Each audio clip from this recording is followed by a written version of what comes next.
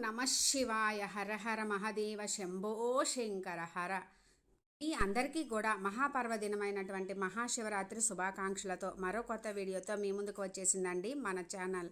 ఈరోజు మనం ఈ వీడియోలో 2025వ సంవత్సరము ఫిబ్రవరి 26వ తేదీ బుధవారం రోజు వస్తున్న మహాపర్వదినమైన మహాశివరాత్రి రోజు మనం జాగరణ ఉండి జాగరణ దీపం అంటే అఖండ దీపం వెలిగించుకొని పూజ చేయాలి అనుకున్న వాళ్ళు ఎలా చేసుకోవాలి, అఖండ దీపం ఎలా పెట్టాలి, అందుకు కావాల్సిన పూజా సామాగ్రి, అఖండ దీపం ఎందుకు పెడతారు, పెడితే ఏమి నియమాలు పాటించాలి, ఏమి నైవేద్యం సమర్పించాలి, ఆ తర్వాత మనం కొండెక్కిన తర్వాత తీసేటప్పుడు అవన్నీ కూడా ఏం చేయాలి, ఒకవేళ కొండెక్కితే గనక పొరపాటున అప్పుడు మనం ఏమి చేయాలి, కొండెక్కకుండా ఉండడానికి మీకు ఒక చిన్న టెక్నిక్ కూడా ఈ వీడియోలో చెప్తాను ఫ్రెండ్స్. మహాశివరాత్రి రోజు సంపూర్ణ పూజా విధానము, జాగరణ చేయాలి అనుకునే వాళ్ళు ఎలా చేయాలో కంప్లీట్గా ఈ వీడియోలో చూద్దాం ఫ్రెండ్స్. ఉపవాసము, జాగరణ అన్నీ కూడా లాస్ట్ వరకు మిస్ కాకుండా చూడండి. ప్రతి నెల వచ్చే శివరాత్రిని మాస శివరాత్రిగా జరుపుకుంటాము. అదే మాఘమాసంలో మాఘ బహుళ చతుర్దశి నాడు వచ్చే శివరాత్రిని మాత్రం మహాశివరాత్రి పర్వదినంగా జరుపుకుంటాము. రోజు ఆ పరమశివుడు లింగోద్భవ రూపంలో ఆవిర్భవించిన రోజుగా అర్ధరాత్రి 12 గంటలకు ఆవిర్భవించారని ఈరోజు ఘనంగా పూజలు నిర్వహిస్తాము. ఈరోజు పగల పూజ కంటే కూడా రాత్రి పూజ ప్రత్యేక ఫలితాలను ఇస్తుంది. రోజు ముఖ్యంగా మనం చేయవలసింది జాగరణ, ఉపవాసం, అభిషేకాలు. ఇలా ఆలయాల్లో అయితే అసలు మహాఘనంగా జరుగుతాయండి. రాత్రులు కూడా పూజలు, విశేష పూజలు జరుగుతాయి. ఈరోజు అందరూ కూడా జాగరణ ఉండి శివ పంచాక్షరి మంత్రమైన ఓం నమ శివాయ అనే ధ్వనితోటి అన్ని ఇళ్ళు కానీ ఆలయాలు కానీ మారుమోగిపోతూ ఉంటాయి. ఇంత విశేషమైన ఈరోజు మనం చేసే ఏ చిన్న పనైనా విశేష ఫలితాలను ఇస్తుంది. కొంచెం నీళ్లు పోస్తేనే చాలు ఆ పరమశివుడు బోలాశంకరుడు పొంగిపోయి మనల్ని అనుగ్రహిస్తాడు. ఆయనకి ఎంతో విశేషంగా ఖర్చు పెట్టి చేయాలి అని కూడా ఉండదండి. అట్లాంటి ఆ పరమశివుడిని ధ్యానించుకొని మనం చేసుకునే ఈరోజు పూజ ఎలా చేసుకోవాలో చూద్దాం ఫ్రెండ్స్. ఈరోజు మనం చక్కగా సూర్యోదయానికి మునిపే నిద్రలేచి ఇల్లంతా చక్కగా శుభ్రం చేసుకొని తలస్నానం చేసి ఇంటి ముంగట చక్కగా ముగ్గులు పెట్టుకొని గడపకి చక్కగా పసుపు కుంకుమలు రాసుకొని పువ్వులతోటి అలంకరించుకోవాలి. ఎందుకంటే ఈరోజు మహాపర్వదినం కాబట్టి. ఇప్పుడు అఖండ దీపానికి ఏమి కావాలో చూద్దాము. అఖండ దీపాన్ని ముందే మనము ప్రమిదలు, మట్టి ప్రమిదలు శ్రేష్టమండి. ఒకవేళ మట్టి ప్రమిదలు లేకపోతే మనము అప్పుడు ఇంట్లో ఉన్న దీపాన్ని వెలిగించుకోవచ్చు. ఎందుకంటే మట్టి ప్రమిద అంటే మనము అఖండ దీపం అంటే నిరంతరంగా వెలిగే దీపం అన్నమాట. అందుకని పెద్దదే తీసుకుంటే మంచిది. దీపాల్లో పెడితే ఏమిటంటే మనకి నూనె అంతా లాగేస్తుంది, అప్పుడు ఎక్కువసేపు ఉండదు. అందుకని చక్కగా ఈ విధంగా నీళ్ళలో ఒకసారి వాష్ చేసుకొని ఒక 10 నిమిషాలు లేదా ఒక గంట సేపు అలా నీళ్ళు అలా పెట్టి ఉంచి తర్వాత ఆరబెట్టుకోవాలి. ఆరబెట్టుకున్న తర్వాత తడి, రాగి, వెండి ఈ ప్లేట్ ఏదైనా తీసుకొని చక్కగా పసుపు, కుంకుమ, గంధము బొట్టులతోటి అలంకరించుకోండి. మనకి అఖండ దీపానికి కావాల్సిన సామాగ్రి లేదా నవధాన్యాలు, ఇంకా కుంకుమ, పసుపు, గంధము, విభూది, పువ్వులు, ఒక తమలపాకు, బిల్వ ఆకులు మరియు జిల్లేడి పువ్వులు, కొబ్బరికాయ ఒకటి, నైవేద్యంగా పేలాలు పెట్టవచ్చండి. ఇంకా ఖర్జూర పండ్లు, మనము బయట ఆరబెట్టుకున్నటువంటి ప్రమిదలు తీసుకోవాలి. ఫ్రూట్స్ పెట్టుకుంటాం అన్నమాట. ఇది వచ్చేసి మనకి అఖండ దీపం ఒత్తి పూజా స్టోర్స్లో దొరుకుతుందండి. అన్నీ కూడా సిద్ధం చేసుకున్న తర్వాత మనము ఎక్కడ పూజ చేయాలి అనుకుంటున్నామో అక్కడ చక్కగా పీట వేసుకొని పీఠం మీద అష్టదళ పద్మ ముగ్గు వేసుకొని తెలుపు లేదా ఎరుపు వస్త్రం పరుచుకొని ఈ విధంగా అన్నీ కూడా సిద్ధం చేసుకోవాలి. తమలపాకు మీద పార్వతుల ఫోటో, శివపార్వతులకి కుటుంబంతో ఉన్న ఫోటో అంటే చాలా ఇష్టమండి. అందుకని నేను వినాయకునిది చిన్న ఫోటో మరియు సుబ్రహ్మణ్య స్వామి ఫోటో పెట్టుకున్నాను.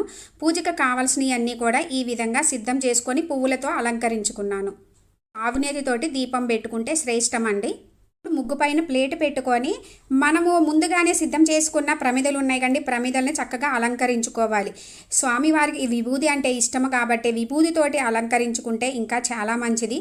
ప్రమిదలు మంచిది. ఒకవేళ 2 లేకపోతే కింద తమలపాకు పెట్టుకొని ఒక్క ప్రమిద అయినా పెట్టుకోవచ్చు. కొత్త ప్రమిదలు మాత్రమే వాడాలండి. నేను కింద పెట్టుకునే ప్రమిదని అంతా ఏమన్నా పసుపు కుంకుమలతోటి అలంకరించుకున్నాను. పైన ప్రమిదని ఈ విధంగా విభూది, గంధము, కుంకుమతోటి అలంకరించుకున్నానండి. కొన్ని దేవాలయాల్లో అయితే అఖండ దీపం ఇప్పటికీ వెలుగుతూనే ఉంటుంది. దీపం సకల శుభాలకు మూలం. అఖండ దీపం అంటే సకల దేవతలు మన ఇంటికి వచ్చేస్తారు అని చెప్తారండి. దీపాన్నే త్రిమూర్తిమయమని, త్రిశక్తిమయమని అంటారు. దీపం అగ్రభాగంలో విష్ణువు, మధ్య భాగంలో శివుడు, చివరి భాగంలో బ్రహ్మ ఉంటారట. ఇది త్రిమూర్తిమయం. త్రిశక్తిమయంగా అగ్రభాగంలో లక్ష్మీదేవి, మధ్య భాగంలో పార్వతీదేవి, చివరి భాగంలో సరస్వతీదేవి కొలువై ఉంటారు. అంటే ఇంట్లో అఖండ దీపం వెలిగిస్తే సకల దేవతలు మన ఇంట్లో కొలువై ఉంటారు అని అర్థం. ఇప్పుడు చక్కగా 3 గుప్పిళ్ళ బియ్యం తీసుకొని పోసుకొని బాగా పరుచుకోవాలండి. నవధాన్యాలు, జొన్నలు ఇలా కూడా వేసుకోవచ్చు. ఈరోజు నవధాన్యాలతోటి చేస్తే కనుక మనకి ఉన్న సకల దోషాలు ఏమున్నా కూడా తొలగిపోతాయి. తమలపాకు పెట్టుకొని ప్రమిదల్ని పెట్టుకోవాలండి. ప్రమిదల్ని పెట్టుకొని అందులో ఆవు నెయ్యి, నువ్వుల నూనె, కొబ్బరి నూనె ఏదైనా మనము ఉపయోగించవచ్చు. ఈరోజు దీపాన్ని మనం అఖండ దీపము, నందా దీపము, ఇంకా జాగరణ దీపము అంటారు. జాగరణ దీపము అంటేనే మనము ఈ ఒత్తిని కొండెక్కకుండా ఒకళ్ళ తర్వాత ఒకళ్ళు బాధ్యతగా చూసుకుంటూ, అంటే మనం తదేకంగా చూసుకుంటూ ఆ శివ సన్నిధిలో గడుపుతూ ఆ దేవుని నామస్మరణతోటి గడిపి జాగరణగా, అంటే ఆ రోజు రాత్రి అంతా మేల్కొని ఉండడం అండి. ఈ దీపాన్ని కొంతమంది పొద్దున్నే సూర్యోదయం ముందే మనం లేచి స్నానం చేసి అప్పుడు దీపం పెట్టుకొని తర్వాత రోజు వరకు ఉంచుతారు. ఇంకా కొందరు మధ్యాహ్న సమయం వెలిగిస్తారు. సాయంత్రం మరలా ప్రదోష సమయము 5:30 నుంచి 6 మధ్యలో వెలిగించి తెల్లవారి వరకు ఉంచుతారు. మా అమ్మ వాళ్ళు అయితే సాయంత్రం పూట బయట 6 బయట, మా ఊర్లో అందరూ కూడా అది శివరాత్రి రోజు 6 బయట వెలిగిస్తారండి దీపాన్ని. ఇంకా అన్నీ సిద్ధం చేసుకున్న తర్వాత ముందుగా మనము దీపం వెలిగించుకొని అప్పుడు కొబ్బరికాయ కొట్టిన తర్వాతనే అఖండ దీపం వెలిగించాలండి. అఖండ దీపం వెలిగించే ముందు తప్పకుండా కొబ్బరికాయ కొట్టాలి. అప్పుడు అఖండ దీపం వెలిగించి ఆహ్వానించాలి. దీపాన్ని మనం కొండెక్కకుండా, సకల దేవతలు కొలువై ఉన్న ఈ దీపాన్ని కొండెక్కకుండా ఎలా మన కోరికలు చెప్పుకొని వెలిగించి ఎలా మొదలు పెడతాం కాబట్టి జ్యోతి ప్రజ్వలన ఎంత బాగుంటుందో అలాగే మన కోరికలు కూడా అలాగే నెరవేరి అంత ప్రజ్వలనగా మన నెరవేరుతాయని ఒక నమ్మకం. దీపం వెలిగించుకున్న తర్వాత ఏదైనా నైవేద్యం సమర్పించుకొని తాంబూలం పెట్టుకోవాలి. ఒకవేళ పొరపాటున కొండెక్కితే, అసలు కొండెక్కకూడదండి, ఒక్కవేళ కొండెక్కితే మరలా మనము తలస్నానం చేసి పరమశివుని మనసులో తలుచుకొని క్షమాపణ చెప్పుకొని మళ్ళీ ఆ ఒత్తిని పైకి అని అప్పుడు మళ్ళీ వెలిగించుకొని అలా కొబ్బరికాయ కొట్టి ఏదైనా నైవేద్యం సమర్పించుకోవాలట. అయితే కొండెక్కితే మళ్ళీ వెలిగించుకోవచ్చు అనే ధైర్యంతో ఉండకూడదండి, ఎందుకంటే అరిష్టమని కూడా అంటారు కాబట్టి. అందుకని చాలా జాగ్రత్తగా, గాలి తగలకుండా చాలా జాగ్రత్తగా మనం చూసుకోవాలన్నమాట. అఖండ దీపం పెడితే ఇంట్లో అష్ట ఐశ్వర్యాలు, అఖండ ఐశ్వర్యాలు, అఖండ సంపదలు, ఆయురారోగ్యాలు అన్నీ కలుగుతాయండి. మనం ఏమైతే అనుకొని కొంతమంది ఏంటంటే 2 రోజులు ఉంచుకుంటాం, 24 గంటలు అలా అనుకొని కూడా ఉంచుకుంటారు. అట్లా చేస్తే మనం ఏమనుకున్నా కూడా అది అఖండ దీపంలాగా వెలుగొందుతా అవన్నీ కూడా జరుగుతాయండి. అప్పుడు మన పెద్దవాళ్ళు అయితే తీర్థయాత్రలకి అలా వెళ్తున్నప్పుడు ఇలాగే అఖండ దీపం పెద్దది ఇంట్లో వెలిగించి వాళ్ళు వచ్చే వరకు కూడా ఇంట్లో అట్లా అంటే చీకటిగా ఉండకోకుండా అని ఆ దీపం వెలిగించి వచ్చే వరకు కూడా వెలుగుతూ ఉండాలని చెప్పుకొని, అంతే వాళ్ళు కూడా తిరిగి వచ్చే వరకు జాగ్రత్తగా రావాలని అనుకొని వెళ్ళేవాళ్ళట అని చెప్తారు మన పెద్దవాళ్ళు. ఆ విష్ణువు అలంకార ప్రియుడు, ఆ పరమేశ్వరుడు అభిషేక ప్రియుడు. అందుకని ఈరోజు తప్పకుండా మనం అభిషేకం చేసుకోవాలి. పంచామృతాలతోటి అభిషేకం చేస్తే, పంచామృతాలతోటి అభిషేకించడం వలన మనకి అన్ని దోషాలన్నీ తొలగిపోయి సకల సంపదలు, అష్టైశ్వర్యాలు కలుగుతాయి. మనం అనుకున్నవన్నీ కూడా నెరవేరుతాయి. పాలతోటి అభిషేకం చేస్తే సర్వ సౌఖ్యములు, పెరుగుతోటి అభిషేకించిన బలము, ఆరోగ్యము, ఆవు నెయ్యి ఐశ్వర్య ప్రాప్తి, తేనెతో అభిషేకించిన తేజవృద్ధి కలుగుతుంది. తోటి చేయడం వల్ల దుఃఖనాశం. ఇలా పంచామృతాలు ఇంకా మనకి వేరే ఫ్రూట్స్ తోటి ఇలా చేస్తే చాలా మంచిది. ఈ అభిషేకం ఎలా చేయాలి, ఏమి సమర్పిస్తే ఏమి ఫలితాలు కలుగుతాయి, ఎలా చేసుకోవాలి అనేది క్లియర్గా రేపు వీడియో అప్లోడ్ చేస్తాను ఫ్రెండ్స్, మిస్ కాకుండా చూడండి. ఇన్ని చేయలేకపోయినా మనము కొంచెం నీళ్లు సమర్పించి విభూతి సమర్పించిన మనకి ఈ జగత్తులో ఉన్న పుష్పాలు, ఫలాలు అన్నీ ఒక చోట చేర్చి ఆ శివుణ్ణి అభిషేకిస్తే కలిగే ఫలితం కలుగుతుందట. ఆకులతో కూడిన త్రిదళం అంటే బిల్వాన్ని సమర్పిస్తే మనకి డబ్బులు మన వస్తూనే ఉంటాయి అంటండి డబ్బులు. మళ్ళీ ఆరోగ్యం కలుగుతుంది, విశేష ఫలితాలు కలుగుతాయి. జిల్లేడు పూలతోటి కనుక మనం ఈరోజు పూజ చేస్తే కూడా చాలా మంచిది. జాగరణ చేయడము అనంటే మనము రాత్రంతా మేల్కోవడము, ఆయన ధ్యానంలో మేల్కొని ఉండడము, దేవునికి సంబంధించిన పాటలు, శ్లోకాలు, భజనలు చేస్తూ ఉండడం.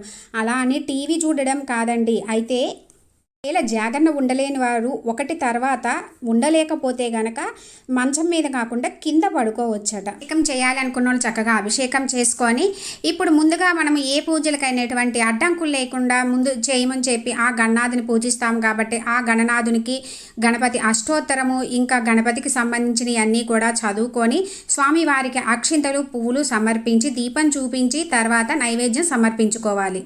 తర్వాత పరమశివుని అంటే పార్వతీ పరమేశ్వర్ల ఫోటో ఉంటుంది కదండి. ఈరోజు అందులో పార్వతీ పరమేశ్వర్ల వివాహం కళ్యాణం జరిగిన రోజు కూడా కాబట్టి పార్వతీ పరమేశ్వర్ల చక్కగా అక్షింతలతోటి పువ్వులు మరియు ఇంకా కుంకుమ ఇవి అన్నిటితో పూజ చేసుకుంటే మంచిది. ఈరోజు తప్పకుండా స్వామివారికి తెలుపు రంగు అంటే ఇష్టం కాబట్టి తెల్లటి పువ్వులు వాడితే చాలా మంచిది. అష్టోత్తరము ఇంకా అష్టకము శివ పంచాక్షరి స్తోత్రము ఇవన్నీ ఒకవేళ చదవలేకపోయినా శివ పంచాక్షరి స్తోత్రమైనటువంటి ఓం నమ శివాయ అని 108 సార్లు చదువుతా మనము అభిషేకము కానీ స్వామివారికి పూజ కానీ అన్నీ చక్కగా చేసుకోవచ్చండి. బిల్వపత్రాలు మరియు మారేడు దళములు పువ్వులు అక్షింతలు ఇల్లేడి పువ్వులు అన్నిటితోటి మనము పూజ చేసుకోవాలి. ఆ తర్వాత సుబ్రహ్మణ్య స్వామి పటం దగ్గర కూడా మనము అక్షింతలు పువ్వులతోటి చేసుకోవాలి. రోజు మనము ముఖ్యంగా పాటించవలసిన నియమాలు అంటే అఖండ దీపం ఇంట్లో ఉంటే పాటించవలసిన నియమాలు ఏంటంటే చాలా నిష్టగా నియమంగా ఉండాలి అండి. అవి దీపం వెలుగుతూ ఉన్నంతసేపు ఇంట్లో చెడు పనులు కానీ తిట్టుకోవడం కొట్టుకోవడం ఏమీ చేయకూడదు. ప్రశాంతంగా ఉండాలి. దీపం పెట్టినప్పుడు మనం దేవుడి రూమ్లో చేసామనుకోండి డోర్స్ ఓపెన్ చేసి ఉంచాలి, క్లోజ్ చేయకూడదు. చక్కగా అఖండ దీపానికి కూడా పువ్వులు అక్షింతలు స్వామివారికి ఎంతో ఇష్టమైనటువంటి బిల్వ దళాలు మరియు జిల్లేడి పువ్వులు వీటన్నిటితోటి మనం అఖండ దీపానికి కూడా పూజ చేసుకోవాలండి. అఖండ దీపం ఇంట్లో ఉన్నప్పుడు తప్పకుండా పాటించవలసిన నియమాలు కూడా ఉన్నాయండి. నియమంగా నిష్టగా చేయాలి. అఖండ దీపం వెలుగుతూ ఉన్నంతసేపు ఇంట్లో చెడు పనులు చేయకూడదు. తిట్టుకోవడం కొట్టుకోవడం ఇలాంటివి చేయకుండా ప్రశాంతంగా ఉండాలండి. ఉపవాస విధానం ఏంటంటే మనం ఈరోజు పొద్దున పూట నుంచి ఉపవాసం మొదలుపెట్టి తర్వాత రోజు ఉదయం వరకు ఉపవాసం ఉండాలి. ఉపవాసం ఉంటే మంచిది. ఉండలేని వాళ్ళు ఫ్రూట్స్ అంటే వండినవి కాకోకుండా ఫ్రూట్స్ తేనె నీరు కొబ్బరి నీరు ఇలాంటివి తీసుకోవచ్చు. ఉండకూడని వాళ్ళు ఎవరంటే గర్భిణీలు చిన్నపిల్లలు వృద్ధులు ఇలాంటి వాళ్ళు ఉండకూడదండి. ఒకవేళ పిల్లలకైతే ఉండలేకపోతే గనక చిన్న పలహారాలు అంటే ఇడ్లీ కానీ ఉప్మా రవ్వ ఇలాంటివి తినవచ్చండి. తర్వాత రోజు పొద్దున వరకు మనం ఉపవాసం ఉండాలండి. ఇది ఉపవాస విధానము. ఇప్పుడు మనం చక్కగా పూజ అంతా చేసుకున్న తర్వాత ధూపదీప నైవేద్యాలు సమర్పించుకొని ఆ తర్వాత మనము చక్కగా హారతి ఇచ్చుకోవాలి. కుదిరితే మళ్ళీ కొబ్బరికాయ కొట్టుకొని హారతి ఇచ్చుకోవచ్చండి. స్వామివారి ఏమన్నా హారతి పాటలు ఏమన్నా పాడుకుంటా ఏమన్నా ఒకటి చదువుకోవచ్చు. బ్రహ్మమురారి సురాచితలింగం నిర్మల భాషిత శోభితలింగం జన్మజ దుఃఖ వినాశకలింగం తత్ప్రణమామి సదాశివలింగం.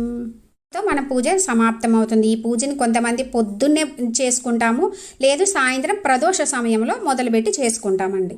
ముఖ్యంగా ఈరోజు పూజ అయిన తర్వాత రాత్రి అంతా జాగరణ ఉండి జాగరణ అయిన తర్వాత మరుసటి రోజు వరకు కూడా జాగరణ ఉంటాము కదా. పొద్దున్నే 6 గంటలకల్లా 6 గంటల లోపలే పూజ చేసుకోవాలి. పొద్దున్నే లేచి చక్కగా ఇంట్లోకి మనం తినడానికి కావలసిన భోజనం అన్నీ కూడా చేసుకొని అంటే తలస్నానం చేసి చేసుకోవాలి. తలస్నానం చేసి అన్నీ సిద్ధం చేసుకొని మహా నైవేద్యం కూడా చేసుకొని స్వామివారి దగ్గర దీపం వెలిగించుకొని అన్నీ సమర్పించుకొని కొబ్బరికాయ కొట్టుకొని పూజ ముగించుకొని అప్పటితోటి మనకి ఉపవాస దీక్ష ముగుస్తుంది.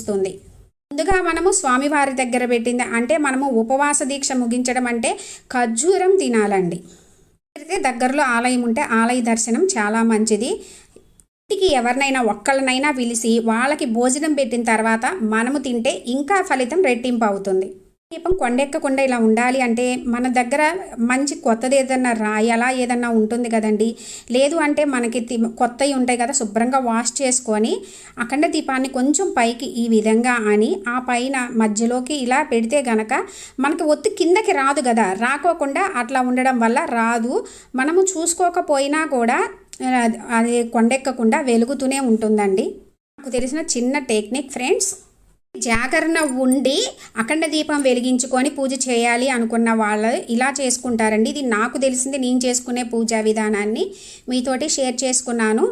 అఖండ దీపం వెలిగించుకోకుండా పూజ ఎలా చేసుకోవాలి, అభిషేకం సంపూర్ణ అభిషేకము ఎలా అనేది అవన్నీ కూడా వీడియోస్ అప్లోడ్ చేస్తాను ఫ్రెండ్స్. అన్నీ కూడా డిస్క్రిప్షన్లో లింక్ ఇస్తాను, ఇంట్రెస్ట్ ఉంటే విజిట్ చేయండి. అఖండ దీపము అనేది పెట్టుకోవడం ఆనవాయితీ అని కూడా అంటారండి. అట్లా ఉండదు, ఎవరైనా పెట్టుకోవచ్చు. ఇంకోటి ఏంటంటే ఒకవేళ ఇలా మట్టి ప్రమిదలు ఇలా కాకుండా కొత్త కొబ్బరికాయ కొట్టి హాఫ్ చిప్పు ఉంటుంది కదండి, అందులో ఆవు నెయ్యి వేసి బొట్లు పెట్టుకొని కూడా ఇలాగే సేమ్ మనము ఇదే ప్రొసీజర్ తోటి కూడా చక్కగా చేసుకోవచ్చు. తర్వాత రోజు దీపం అంతా కొండెక్కిన తర్వాత పువ్వులు అవన్నీ కూడా ఎక్కడ తొక్కని ప్లేస్లో వేయాలి. ప్రమిదలు అవన్నీ కూడా శుభ్రంగా వాష్ చేసుకొని మళ్ళీ ఉపయోగించుకోవచ్చు. పోసిన ధాన్యాలు కానీ బియ్యాన్ని కానీ తీసుకెళ్లి పూజారి గారికి దక్షిణతో ఇస్తే మంచిది. లేదంటే పక్షులకి వేసిన మనం ప్రసాదంగా చేసుకున్నా కూడా మంచిది. నాకు తెలిసింది మీతోటి షేర్ చేసుకున్నాను ఫ్రెండ్స్. ఓం నమః శివాయ నమః. హర హర మహాదేవ శంభో శంకర. ఎంతో పరమ పవిత్రమైన ఈరోజు ఆ బోలాశంకరుడు అంటే వెంటనే అనుగ్రహించి కోరిన వరాలు నెరవేర్చే బోలాశంకరునికి మీ శక్తి కొలది మనస్ఫూర్తిగా పూజ చేసుకొని ఆ పరమేశ్వరుని అనుగ్రహం పొందాలని కోరుకుంటున్నాను ఫ్రెండ్స్. Thanks for watching.